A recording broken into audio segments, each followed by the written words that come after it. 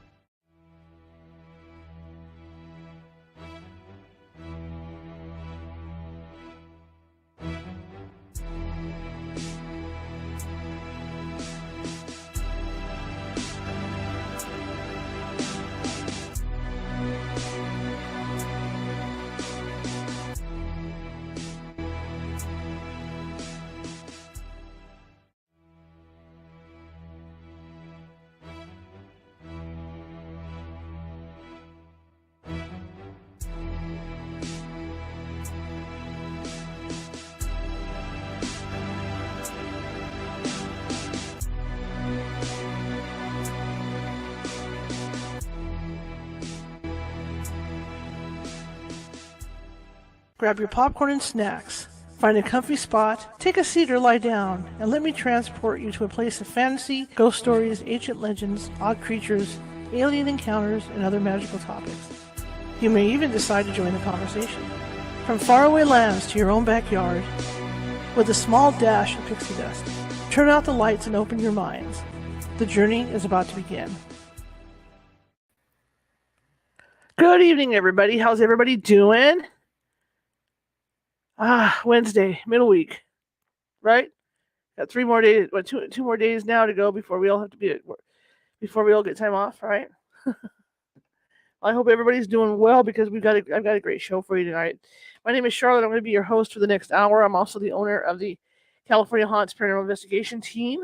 We are based out of Sacramento, California, but we are 45 strong up and down the state, which means if you have a paranormal problem, we can get to you. It may take us a while because it's a big state, guys, but we can get to you. I've got somebody in almost every county that can come help you. Anyway, tonight's show. Drum roll, please. I got a great guest for you. June Lundgren is going to be with us tonight. She's going to be talking about something that my team has run into a few times when you run into dark entities. How can you deal with that? And she has some ideas about warrior angels, and we all know about some of the warrior angels that we actually do our prayers to before, our ghost hunters prayer to before we go out on an investigation. And she's going to be talking about those types of angels. So that'll be kind of cool tonight. Before we get started, though, I want everybody to remember that I'm on a weird kind of schedule right now. So I'm balancing things because I was gone for a week. So I didn't get a chance to do any bookings last week. So, we're going to have some live shows. And then some of the shows will be pre-taped. And like tomorrow night show with Victoria Constance Briggs was taped this afternoon. So that'll be coming in tomorrow for you guys. But we're just starting to get all next week's full already. So now I can start getting into live shows and just start flowing with live shows. Losing 7 days with a killer, I'll tell you. Anyway, if you're watching from Facebook and you like what you see, please be sure to hit that like button. And please be sure to follow. We're always looking for followers. If you're watching from YouTube and you haven't done so already, there's a little ghost down. There it is. There's that little ghost down in the bottom right-hand corner. And little ghost has a magnifying glass. And that little ghost is our mascot. Okay, so the little ghost is our mascot, and if you click on that, that'll hit the subscribe button. It'll pop up. And if you haven't done so already, please subscribe to our YouTube channel and give us a couple likes. I'm a journalist. I'm a photojournalist, and I just don't like to do paranormal things. There's other things on there too. There's therapy things and all kinds of stuff you'll find over there. There's 540 different videos, lots of videos. Okay. Anyway, we're gonna get into our show tonight, and I'm real excited to talk with this lady about what she does because, like I said, my team, we have run into a few dark entities over the years. You don't run into them all the time, but when you do, you have to get kind of creative because you got to not only protect yourself, you got to protect the client as well and figure out a way to do that. And she has the knowledge to do that. So let's talk with her. I'm going to bring her in right now. Here we go. Hello. Hey, how are you? Good. How are you? Oh, not too bad. It's Wednesday. 2 more days to go. Tell everybody about you. Oh, I'm a psychic medium, international author, demon seer. I'm a nurse by profession, and I've appeared on adventures coast to coast, a lot of other ones like that. When you talk about being a psychic medium and being a nurse, how does that work out in a hospital? Because I know when my mother's been in the hospital and I've told them, well, I'm a ghost hunter, they go, well, we got stories for you, blah, blah, blah. Are you seeing things at work when you're at work? Oh yeah, I've been doing it for 48 years, so there's a lot that demons as well as angels like to hang out at the hospitals, rehab centers, funeral homes, any place, assisted living facilities, always. Very interesting. I just find it interesting because, yeah, like I said, every time I used to go with my mother, they'd be like, oh, come down to room such and such. We want to show you something. There's always something going on. When you talk about the work you do as an investigator, and I know we had been discussing, via email, we've been discussing the warrior angels and the help that they can give you on a case. Can you talk about that a little bit? Warrior angels, there are actually 3 million of them in spirit form walking the earth right now, and there are over 300,000 of them incarnated into physical form. And they incarnate usually of one of two things: either they're given an assignment, or they'll volunteer to help someone or something. So then they'll reincarnate in physical form. And they have special abilities where, they're if you are a warrior angel, you'll know that they have special abilities beyond the normal scope. They'll have like one or two abilities, like either a medium, they're a psychic, or they're an empath. And anyone with angelic energy within them has multiple abilities. Like, I have Ariel the Archangel. My body was created to hold her soul. So I have the ability to see the future, to heal, to speak with animals, communicate with animals, and do psychometry. You name it, I can do it. Kill demons. It's all the same. I didn't know there were so many warrior angels because working like I do in the field, the one who comes up, the one who comes up the most is Michael. Now, Michael is, you're talking about the Legion of Light. The Legion of Light is comprised of Michael, Gabriel, Raphael, and Ariel. They Okay. are the ones, they are players, ones who train Okay. the angels. Very interesting. And these angels, like you say, are they around us all the time, and we just don't realize it? You can see what I see, in this room right now. There are probably 50 or 60 of them. They're everywhere all the time. When my son was little, still up until the present day, he could see angels like you or I see people, and there were always hundreds of them around him at all times. I had no idea. I this Yeah. is all new to me. Fantastic. If that, yeah, so when you do run into like a dark entity, how do they battle? How does that work? Well, if you're on an investigation, I tell people, about it. If you're in an investigation and you see something that is possibly like a person, black, do not acknowledge it. To acknowledge it is to make it see you, and you Hmm. really don't want it to see, and look and decide whether you're worth attaching themselves to, or just hell. Hmm. So if you just ignore it and pretend you acknowledge it, it's on. It's best not to. I mean, I don't have it because they want to be anywhere but where I am. Hmm. But when I'm called in, I usually do a lot of consulting. And when I'm called Hmm. in, then they don't see what's inside of me until it's too late. Because what they see, demons are kind of like a lot of humans. They look at the outside, but they never look at the inside. Okay. So they think I'm just another stupid human. She comes forward, and then they want to be away from there as fast as they can.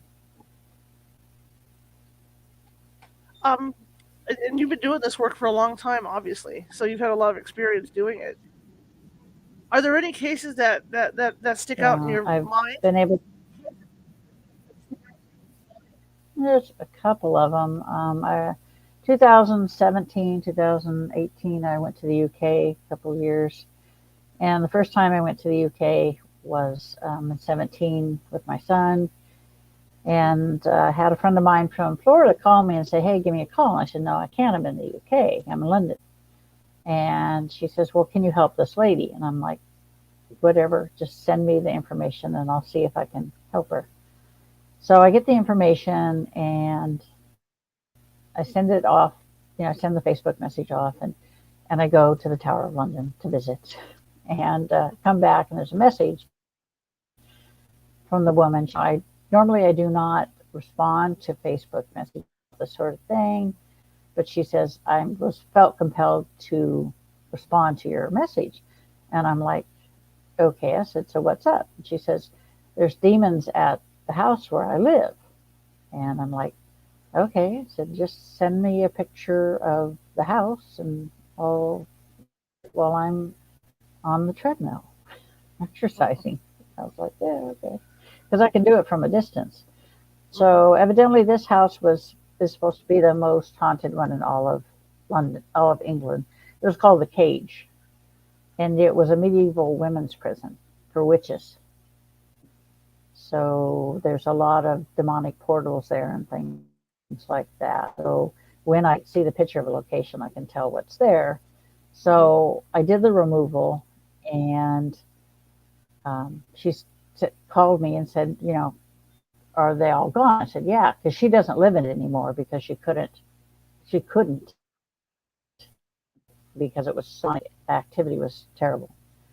She had moved out of it like the year before. So she says, I have a famous psychic coming in, and he doesn't deal with negative entities. She says his name's Chris Fleming. I said, yeah, I know of him. I said, don't have to worry about it. When he comes in, I said, he'll find that there's nothing negative left. And so evidently he came in the next morning, and sure enough, there was nothing negative left there. She called me, and I told her, I said, I do good work. I take something out, I take it out. It is. But that was one of the more interesting cases. And then there's Hampton Court, which is in Berkshire over there. And I have a friend of mine that I met that met me when I was there, and we went to Hampton Court because he said, I really want to show you Hampton Court, and I want to do an interview with you there at Hampton Court. It's his name is Howard Hughes. He does the Unexplained Files out of the UK. And so we went there, and there's a little cafeteria. They've created a cafeteria in one area. We were coming out of there we had met him for lunch there. And we came out into the Great Hall, and I heard the door to my left open, and there stood Henry VIII. And Howard's like, what do you see? And I said, Henry VIII. And he's like, you kidding? I said, no. And Henry, he's like peeking around the corner of the door, and he's like, witch. And I said, bite me. You're uglier and fatter than the pictures. And he slammed the door shut. I thought it was funny. That is funny. He didn't think it was. But my son was filming there was a grand staircase, and we were getting ready to go upstairs to the armory room and stuff. And my son's like, Mom, there's something walking up the stairs, because he was videotaping. Mm-hmm. And I'm like, so I look up and I'm like, yeah, that's Anne Boleyn. And he's like, okay, I didn't know what it was. It's not a big deal. And then we ran into King James's wife. She was not nice at all. And she tried to jump me. I'm like, you don't want to jump me because you won't like what you find inside. And when she tried, it's like Ariel just kicked her out. And she's like, nope, don't want that. But that was relatively interesting place. It was quite haunted. Well, I take it out. We went down to where they used to cook the food in the place. It's always in the basement. And there was a cellar where they had kept the wine, kegs of wine and stuff like that. And it was their quote unquote refrigerant area. And there was a negative entity there. And so I removed it. And there's a video on my YouTube where you can see all the spirits coming out of there as I'm removing the demon. But it was nice. It was cool. I'm going back in May. So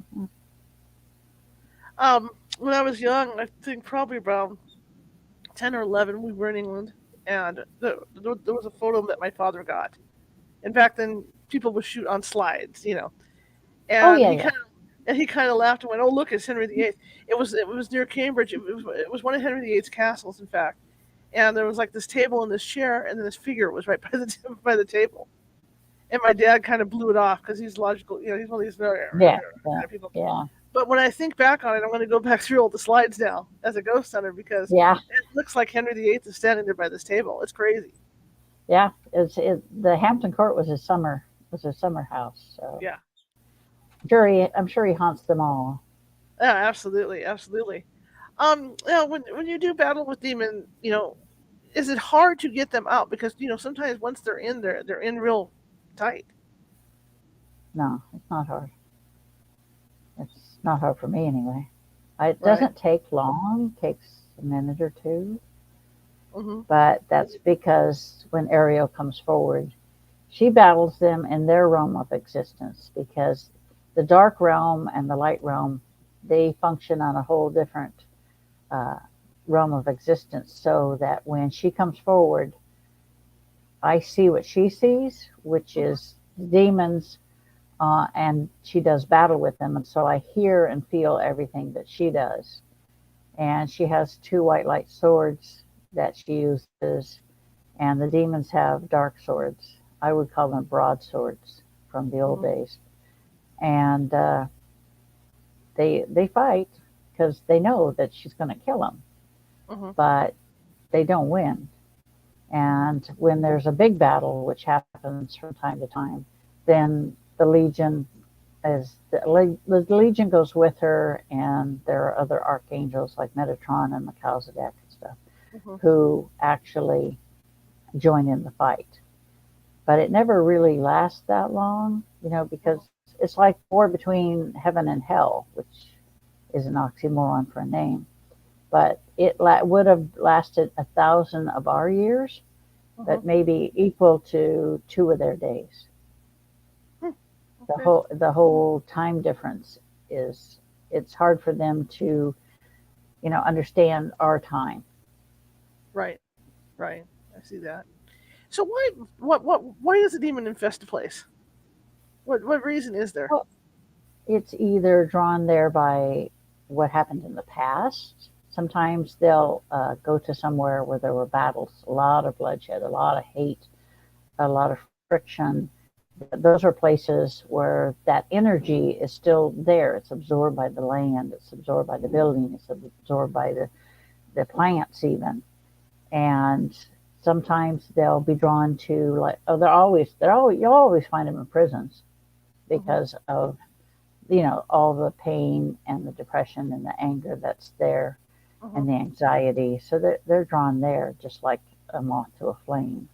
Mhm. It was kind of interesting. I went to Alcatraz. I did a night investigation at Alcatraz, and I get into the first A cell block, and then there's this. I hear this voice coming from the right, and it's like, this guy's like, "Hey, you're going to help us," and I'm like, "Not if you don't stop bugging me. I won't help you." He looked like I turned around, and looked at him. He looked like Peter Lorre in Birdman of Alcatraz. It's funny because he looked just like him, Wow. bulgy eyes and everything. And so I'm like, fine. So I go through the cell block A, and I was with a friend of mine, and I told her, ooh, cool, cell block D for demons. Let's go in there. For demons. So we went in there, and Zach and Ghost Adventures had done shooting there, and they didn't want to stay in solitary confinement number 13, and because they saw the red eyes and the growling in there. Mhm. And the says, well, who wants to be locked into cell block, the cell 13? Me and my friend go, ooh, us. Go in there, and it's like you hear the growling, and it's like it stands out because it's blacker than black. Mhm. So I got rid of that one too. So I thought, well, you just need to go. But the Um. problem with problem with Alcatraz is there's a demon that's buried in the ground under the rock. Okay. So what That's happens in why that they case? will. Well, the demon, you can either pull it out and destroy it, or you Mhm. can leave it there. And in Mhm. this case, the demon was placed there, entombed there by Lucifer, because it had pissed him off in some manner, shape, or form. And I didn't bother to ask it why. Mhm. But I told him, I said, if I release you from there, I said, you got two options. Lucifer kills you or I do. Take your pick. Or you can stay there. So it voted to stay there. I'm like, okay, fine. Just behave yourself. Wow. I never thought about that. I know there's a lot of stories, out there where like if you come into well, like that, a negative entity that's attached to the ground, it's harder to get them to go. Hmm. Okay. Yeah, some This is people. very interesting to me. Yes, it's very interesting to me. I can see her listening to you old age. Just go, just chat. Um. So what about people? What attracts a demon to certain people? There are certain things that attract them. If the person is a substance abuser of any kind, whether it be, illicit drugs, alcohol, anything like that. If the person is weak in faith and weak-minded, if the person is currently in an abusive situation or has been in an abusive situation, then they're vulnerable and they're attracted to it. They're even attracted to uh, like clergy that they believe have like lack of faith or doubts about themselves. That will attract them as well. And sometimes it's just a matter of being in the wrong place at the right time. Okay. What about people that are sick? I mean, will they mess with people that are ill, Are we talking about like physically ill or mentally ill? like physically ill? They can, but it's no fun for them. Okay. They can basically push them over the edge and finish them off, but really there's no sport in that for them. They would Yeah. rather have someone that they can make their life a living hell over a long period of time. What about someone that invites them in, via say an Ouija board or something?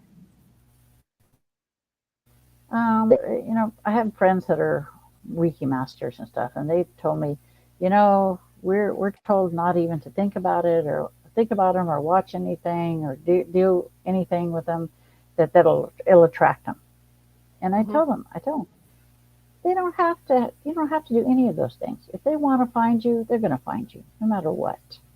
But I've had people that have called me in that have summoned the demon, and I know if they summoned the demon. I Hmm. went in on a case in Vancouver, Washington, and the woman's like, "Well, it's hurt. It's bothering my kids and me, and I know it's demonic and blah blah blah." And I'm like, "Okay." So when I got to the location, I'm like, "You summoned this demon," Hmm. and she's like, "No, I didn't." I said, "Yes, you did." I said, "There's one thing about demons." I said, "They'll tell it straight up." And this demon was telling me, "I have a right to be here. I can be here if I want. I was summoned." And I told her, I said, "This is what he's telling me. You summoned him." I said, I'm more than likely to believe him rather than you." Hmm. And I removed it, and she had the nerve to contact me later and ask me if I could teach her how to summon a demon because she did that one by accident. Wow. I'm like, really? I said, no. I said, I get rid of them. I do not bring them in. Thank you. Who in their right mind summons a demon? I don't understand that. A lot of them will just because to see if they can do it. Oh, it's fun. Oh, I'm going to see if I can do it, or I'm going to be a big guy on campus because I'm summoning a demon. And Brujas will do that. Some of the Brujas that are into the dark arts will do it to attach them to someone. And I've had that happened more than once to clients where this one guy had one, uh, his worker was let go because she was stealing from him. So the worker went to the local witch and said, I want you to make his life miserable, stick a demon on him. And so he started having problems right after that. And he contacted me and said, hey, this is what's happening. And he says, ever since then, I've had nothing but problems. I've been attacked at night, during the day. And I said, okay. I said, you have a name for the woman? And he's like, yeah. I said, okay. So all I need is the name. I can trace the connection. If I know the name of the individual, I can connect with the individual and see who they went to have it done.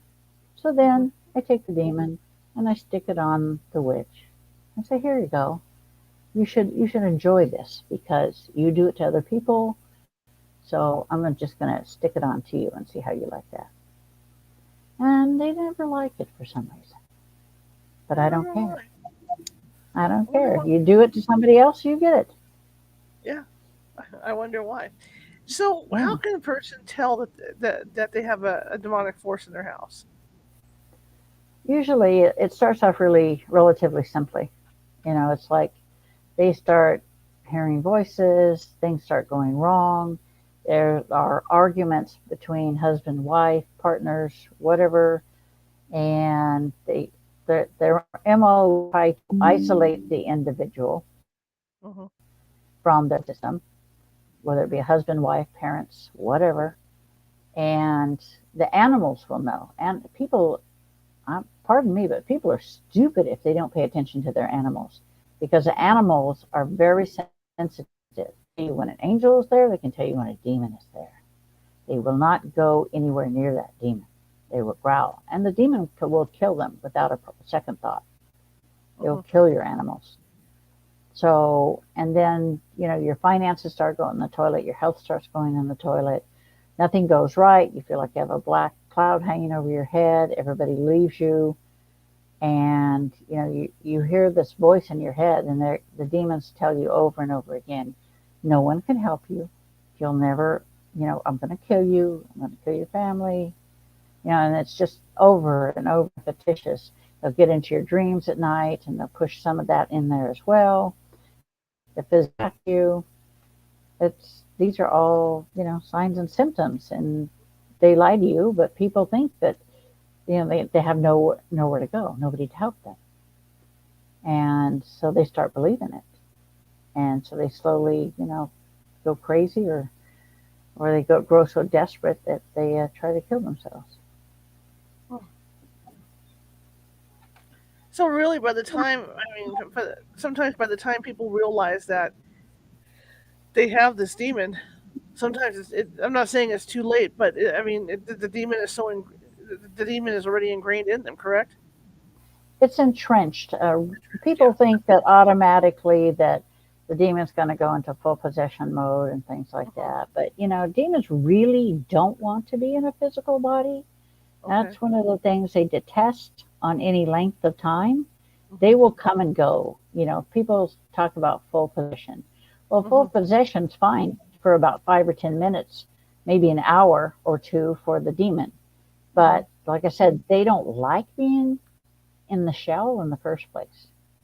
So they will like pop in and out all the time. But I did have a case where there was a woman that had 11 entities within her, and I had to do the exorcism on. But that's unusual. Usually, you get 1 or 2, but every now and then you come across somebody with more than that. And it's just a matter of getting rid of them, just pulling them out. Now that's my next question. Now that you said that, how can somebody end up with 11 like that? I always hear of like 1, but I've never heard of multiple.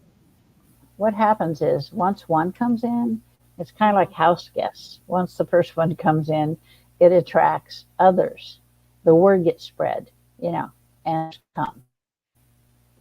And in this case, it started out with a demon that was trying to hide from Lucifer.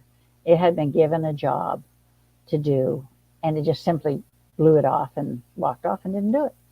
So Lucifer was looking for it. So it was the first to take up residence, and then others followed. But it's like inviting somebody to your house. It's, hey, I'm couch surfing. Come on down. They're not in full possession all the time. Mhm. It's they take turns, or they're in and out. And I took a friend of mine with me who's an ordained minister, and my other friend that does this with me in the Ghosts and Girls. And I told him, I said, you need good protection because this is something that you've never encountered before. And so make sure that you're prepared. So my friend that's a minister, I told him, I said, God told me you fear the dark ones. So, this is why you're here. You need to understand and you need to learn not to fear the dark ones, because you can't serve him and fear them. So he came, I knocked on the door, and the door flung open. The woman's eyes were black, and she was talking in Aramaic, saying, "Get away from me, bitch," and slammed the door. And I'm like, alrighty then. My friends are looking at me like, what? And I'm like, don't worry about it. Knock on the door again. This time she's in control for the moment or two. But it took 3 hours, almost 3 hours to get all 11 out. We got down to the last one, which was the first one that started it all. And I can look into their minds. And I told them, I said, I know why you're here. You're hiding. I said, because you didn't do the job you were supposed to do for Lucifer. And if he finds you, he'll kill you. And I said, you can go home, if you want. I said, if you want to go back to the light, you can, but you're going to have to answer for what you've done. And it was hesitating, and I told her, I said, you can. I said, I can ask Jesus to come for you if that's what you truly want, to go home. And so I said, Jesus, come forth. And my two friends are standing in front of me, and I'm behind the woman in the chair, and they part as this large white bright hand comes out towards the woman. And the demon almost took it, and then he drew back into the woman and said, no, you're lying to me. You're lying to me. I can't go home. And so Jesus withdrew his hand. And I said, I told her, I said, so be it. Lucifer, come forth. And I saw this figure appear at the end of the hallway and walk towards us. What they saw was a black shadowy figure with golden eyes, in fedora, double-breasted suit, spats, come walking towards them. And he went to the woman and said, come out of there. You need to come out of there. You're coming with me. And the demon's like, no, I'm not coming with you. I'm not going anywhere with you. And Lucifer looked at me and said, I know you don't want me to harm the woman, so I can't rip the demon out. He said, I will come back for it tonight. And I said, okay. So I told her, I said, there's one more left. I said, Lucifer will come for it tonight. Don't worry about it. So we all left, and at 3 a.m., we're all in our respective, and we all Lucifer say, it's done. Mm-hmm.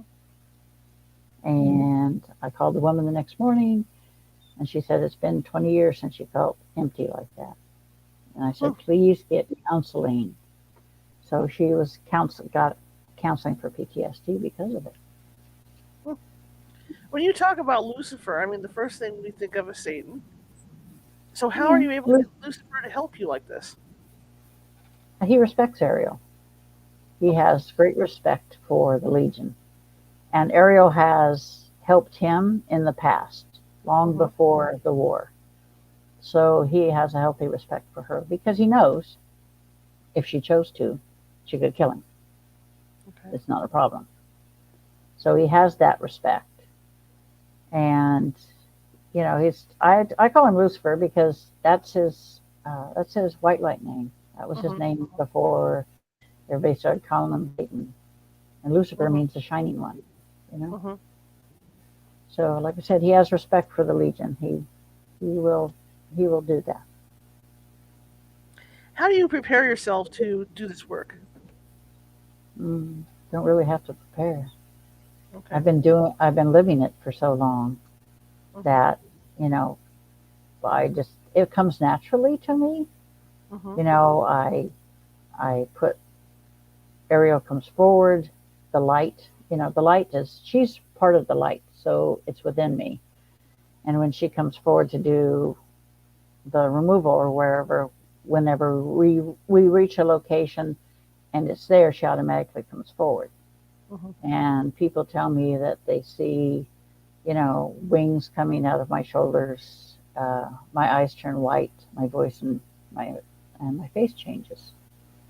I'm like, okay, because I used to always wonder why people looked at me weird when I was doing removals, and then and then my friend told me, you do realize that this is what happens when she comes forward.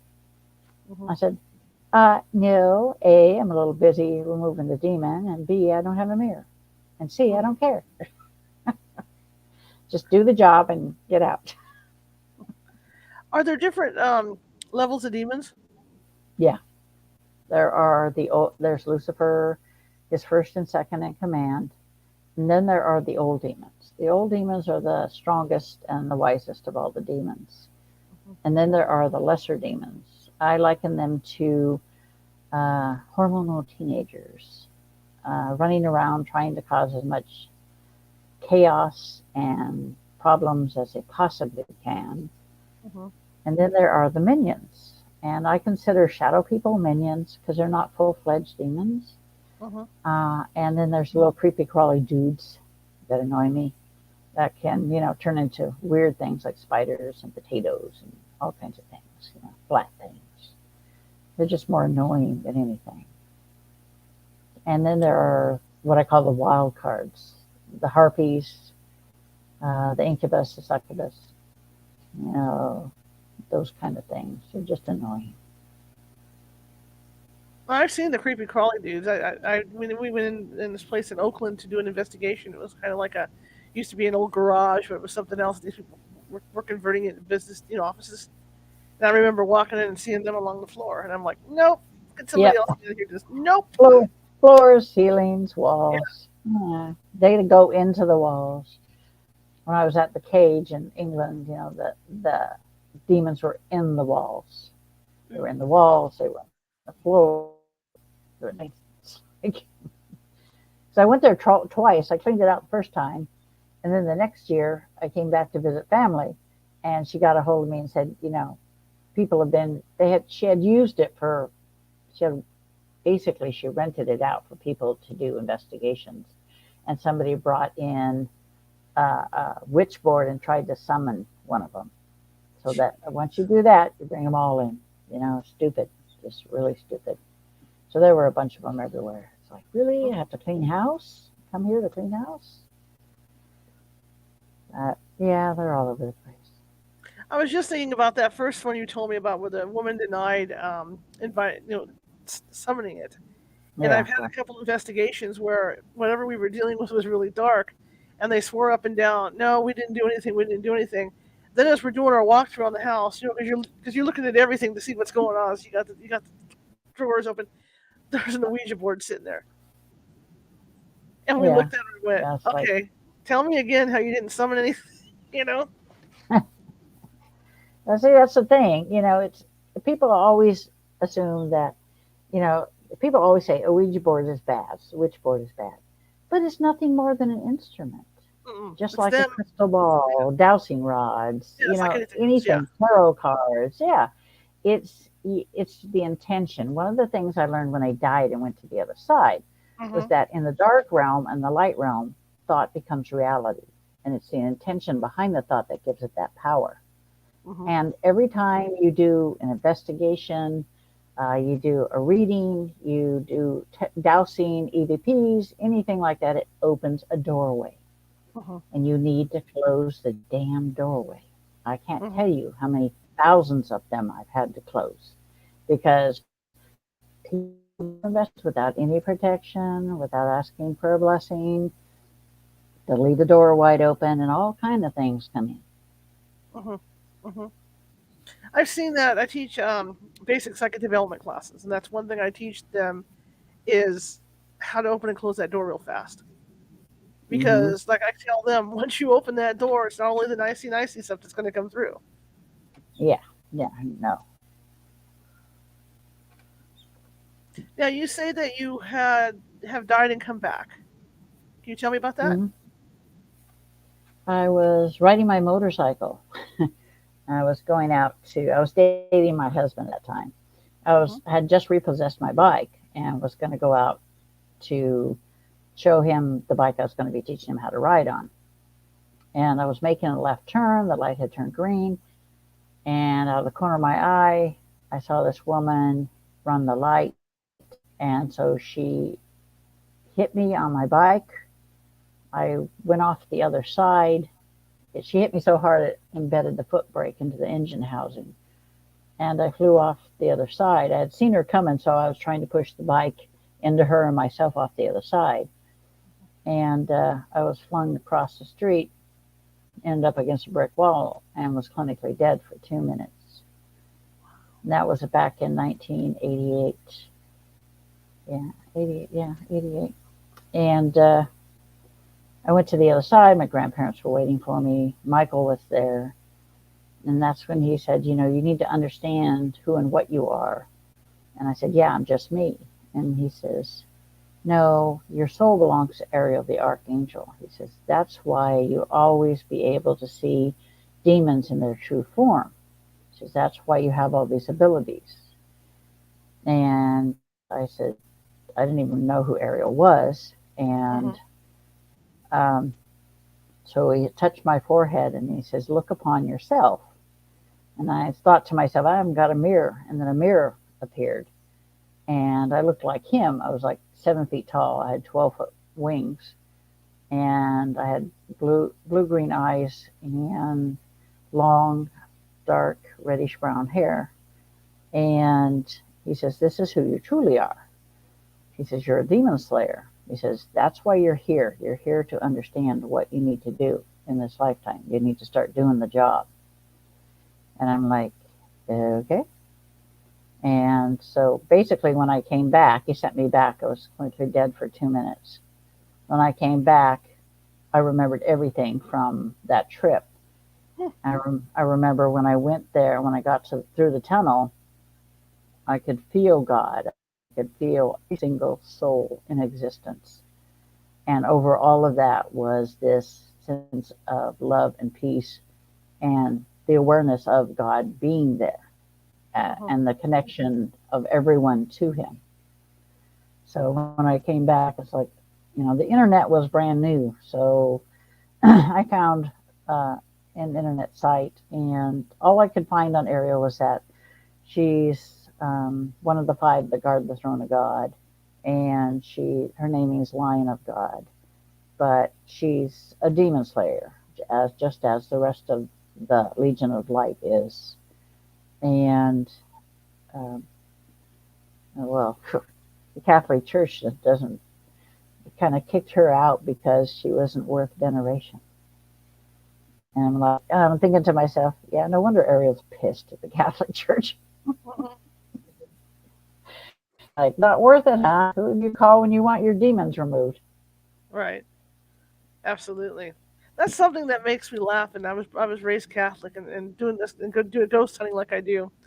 The Catholic Church has their beliefs in that, and they don't think that ghost hunters should be messing around. Yet, Yeah, when there's a alleged demonic case, we're the ones they throw in there to take the notes to give to them, yeah, and yeah. it's like, you know, Yeah, and it takes you forever to get them to do anything with it. right, And then it can take them forever to get to do to remove it. And right. I asked Michael about that. So what's up with that? I said, how come it takes them forever to do that? And it takes me a minute or two.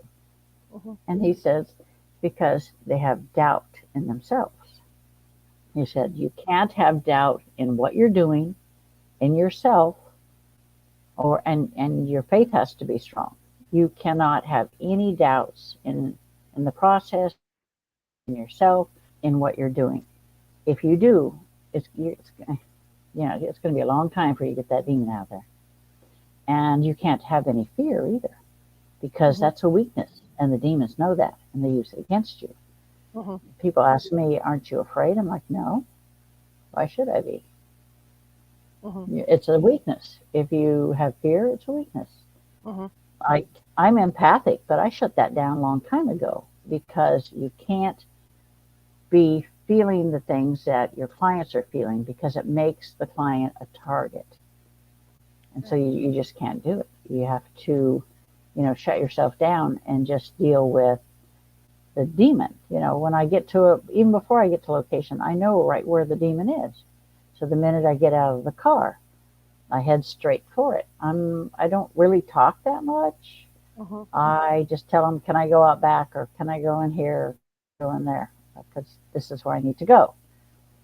And the girl that works with me on Ghosts and Girls, she's kind of more of a diplomatic, so she'll talk to them, let them know what's going on, while I just go ahead and do the removal. Because Ariel doesn't like to waste time. The other question I have is, the church would lead you to believe that demons are few and far between. Yeah. What's your opinion on that? Well, in the March 25th issue, 2018 of Newsweek, the Vatican stated that they, which is unusual for them to open their mouth, they stated that they are training more exorcists than ever before in the history of the church. So what does that tell you? Yeah. Yep. Why do you think there's such an increase? Because stop and think about it. I mean, the minute this, COVID BS came and started, there's a lot. It struck a lot of fear, a lot of anxiety, a lot of pain, a lot of worry. These are all negative things, and they're having a field day over this. And that they increase their numbers. They feed off of these negative emotions, negative energy. So they're having a good time, and it's increased 100-fold. I mean, right now, sitting in my inbox, I have over 200 requests for help. Wow. And I have to get to them as I can, because I work full time as a nurse. I have to do it on my days off and stuff. So it's just, I have to weed my way through them. Do you have to rest in between cases? Is it exhausting for you to do this? No, it doesn't take that long. Okay. It's just a matter of finding the time to center myself and get it done. Because it's like, I'm working 11-hour days. And, I have I keep Saturday for myself. And now I'm working. I'm not working on Fridays, so I'm trying to do more removals on Fridays and Sundays and any other day. I do them early in the morning. I'm up at 4:30 every morning. Wow. So how do you handle those calls when they come in like that? Because there's got to be some kind of screening process. So how's that work? Yeah, it's I do it by email, to where they contact me by email, and I know the minute I open up the email what's there or what's not there, and I address it accordingly. If there's something negative there, I'll remove it, do the clearing on the individuals or the location, everything, and then I will let them know what I've done, and that's how I do it. It's like I would like to have a picture. For me, it's better if I have a picture of the outside of where they're living and the person involved in it who's having the problems, because a lot of times there'll be dark portals close by. And if I have a picture of the outside location, if there's anything even within 100 miles of it, I can see it. So then I'll look for the portal. I'll close the dark portal first, and then kill the demons. Okay. I'm just so fascinated by the work you do and the way you do it. That's like I used to tell people in the military, we all put our pants on the same way. Yeah. One leg at a time. For me, this is how I rolled for 64 years. Mhm. Mhm. I, Has there and ever I've been a seen demon that has tried to hide from you at all? always, they always try to hide. Demons are transdimensional. They can hide between the veils. They can hide in different dimensions. You Mhm. have to be you have to be smarter than they are, which isn't saying much for the lesser demons because they're pretty stupid. The old demons are much smarter, but you're dealing with hormonal teenager demons. Right. Those are the ones you find mostly in the physical world. The old ones were not worth their time and effort unless they're specifically given an assignment by Lucifer. They just don't want to bother with us. Mhm. Mhm. Except if you piss them off, like Zach did. I told him, I said, this demon that's here, I said, you remember that demon that in the demon house? And he goes, that shook your sight? And he goes, yeah. I said, this is the same demon. I said, and he's here to give you a message. So, you better listen because he's not messing with you. People don't listen. So has there ever been a demon now along that line? Has there ever been a demon that's ever like what happened to your friend? Has there ever been a demon that's come back for you? No, Okay. like I said, they want to be anywhere but here when I come.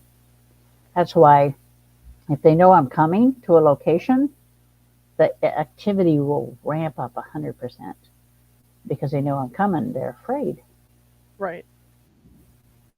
Right? I tell people right away. I said, the minute you contact me, it's going to ramp up. The activity is going to ramp up because they know you've made the connection. They will try anything they can to keep you from making that connection. I've had people tell me that they sent an email like months ago or even a year ago, and I never responded. And I said, well, I said, I never got it because I keep track. I keep a track of every email I get, every demonic removal I do, so that, I can make sure that everything gets done. And I had one guy said, I tried to get a hold of you a year ago. And I said, I never got the email. I said, it's probably the demons trying to keep you from getting help. I said, but everybody finds me when they're supposed to find me. Have you ever come across the same demon the second time?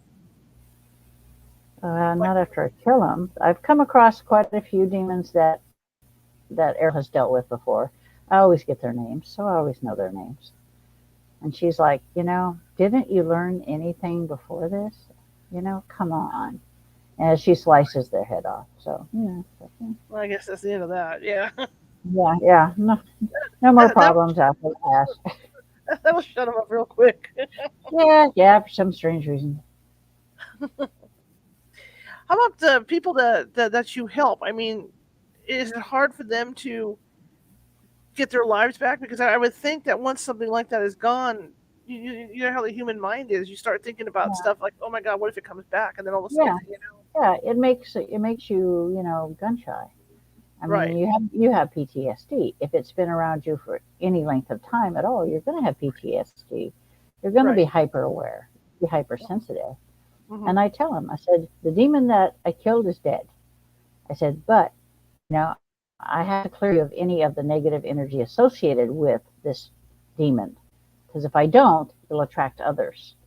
Sure. So once I do that removal, I tell him, I said, now you know what to look for. I said, Hmm. I do not charge for demonic removals. I said, but I do ask that you pay it forward and help somebody else. Hmm. But that's my payment. But a lot of people will make a donation or whatever. But the thing is, they won't come back. But the poor people, like I tell them, I said, you need to realize that this happened to you for a reason.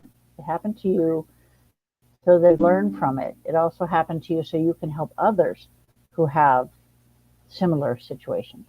You can say, Hmm. oh, I know exactly what's going on. You need to get help. I was just wondering about young kids because everybody is born with abilities, psychic Mm-hmm. abilities, and I just Yeah. wonder, are demons not attracted to to really young kids? They will kind of poke at them. and stuff like that. But they're not developed enough for them to make them as miserable as they can in an adult. Although I'm not saying that they don't try to bother kids, and they do, of course. But they can't have as much fun with them as they can with an adult, where they can make them even more miserable. But yeah, children are, children. That's what I'm saying. Kids are so open. When I saw I was about 4.5 years old. My grandmother raised me. My grandpa, 4.5 years old, when how I saw demons change. Saw them the way most humans do, black mass, fog, something like that. But at 4.5, I started seeing them in their true form, which is even more scarier than anything Hollywood can come up with. But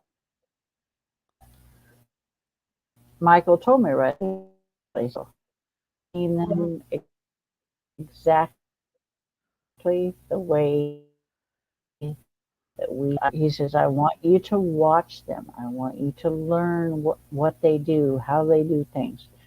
You're going to need it later in life. And you're a kid, so you think, oh, okay, yeah, it's a game. All right.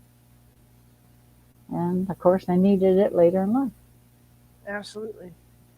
Absolutely. I had one more question for you because you mentioned shadow people. So tell me your thoughts on shadow Mm-hmm. people. They annoy me. They're loners. They do not like anybody else in their territory.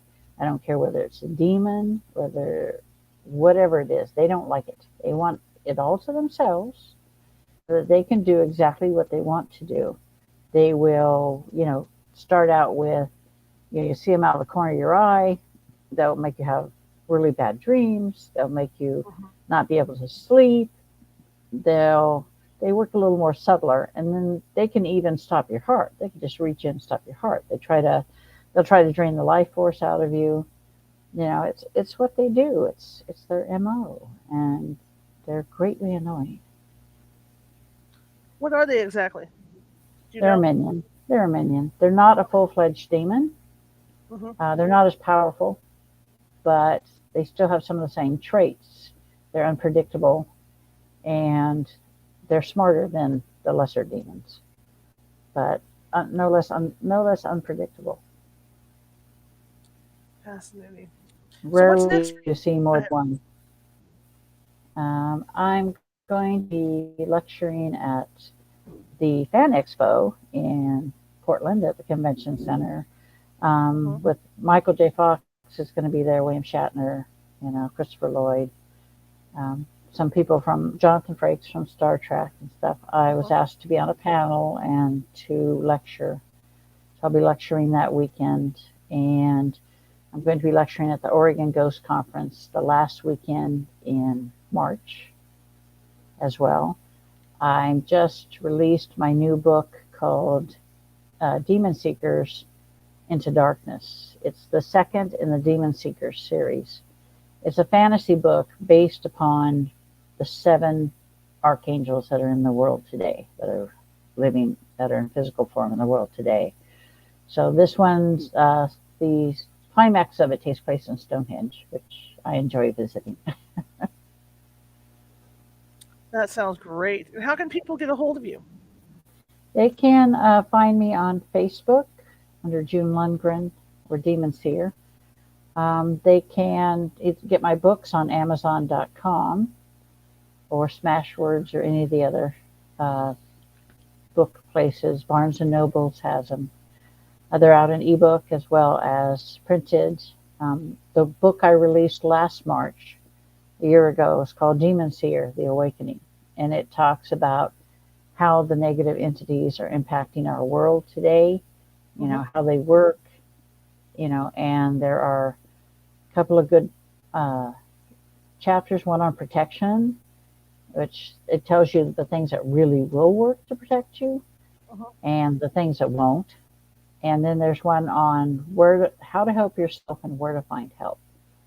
And I have links to myself, the Johnson brothers, Keith and his brother Carl, and they've agreed to be in it, and Father Raphael, the Archbishop of the Order of Exorcists of St. Michael, and a few others that have agreed to be in there.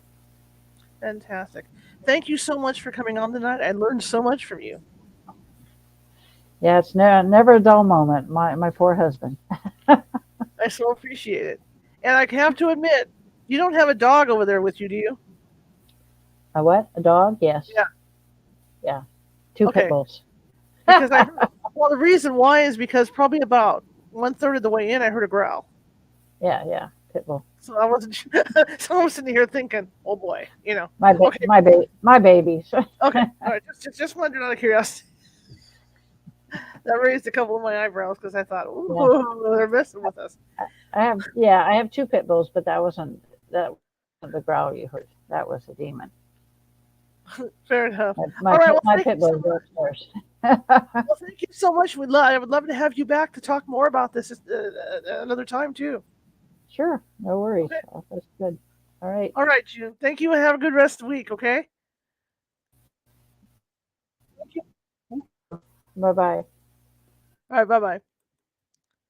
All right. I learned so much tonight, and I hope you guys did too. That was great. I love talking to people like her because, we do the work, but it's nice to hear from somebody else who really gets in the trenches and goes after these dark entities and stuff. So, yeah. All right. Tomorrow night, it will be a pre-recorded show. In fact, this is my third show today, you guys. I shot 2 pre-records earlier in the day, and yeah, and like I said, because of the whole schedule on the vacation, all the timing for getting guests got messed up. So I'm trying to get pre-records and get everything cross-mixed so I can start getting back to total live shows coming up. So tomorrow night at 6:30 p.m., Constance Victoria Briggs is going to be with us, and she's going to be talking about the history of the moon and the history of extraterrestrials on the moon. It was a very, very interesting and eye-opening conversation that I had with her today. So I think you'll find it interesting. And I will be on the chat tomorrow night, so it's not like I'm gonna just dump you guys onto some pre-shot video. It's just I'm going to be on the chat so I can chat back and forth with all you guys as well. Thanks everybody for coming tonight. I really appreciate it. Fascinating topic with the guest. If you like the show, share it with 5 people. If you hated the show, share it with 5 of your enemies. We're equal opportunity here at California Haunts Radio. If you watched from Facebook tonight and you haven't done so already and you like what you heard, please hit that like button and the follow button. If you're watching from YouTube, let me get my finger over the right spot. There it is over in the corner. That is where our mascot is with the magnifying glass and the Sherlock Holmes hat.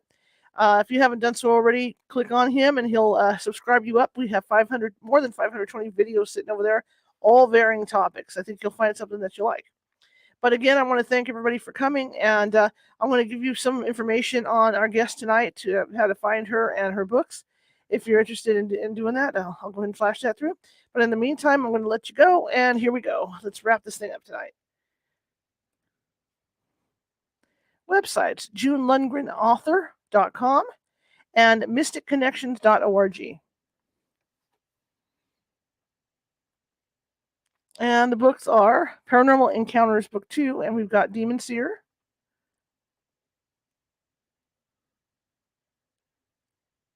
You got Demon Seekers, which is one she was talking about, and then you got Paranormal, and I'm sorry I can't read the other one. Okay, you got Medium's Guide to the Paranormal, and then you got The Dark Side of the Paranormal.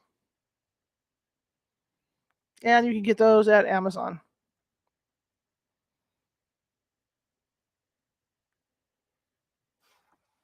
Okay, guys, I will see you. Well, like I said, I won't be here live. I'll be here live, but I'll be in the chat room at YouTube tomorrow. And come on over because we got a really good show for you about the moon and extraterrestrials.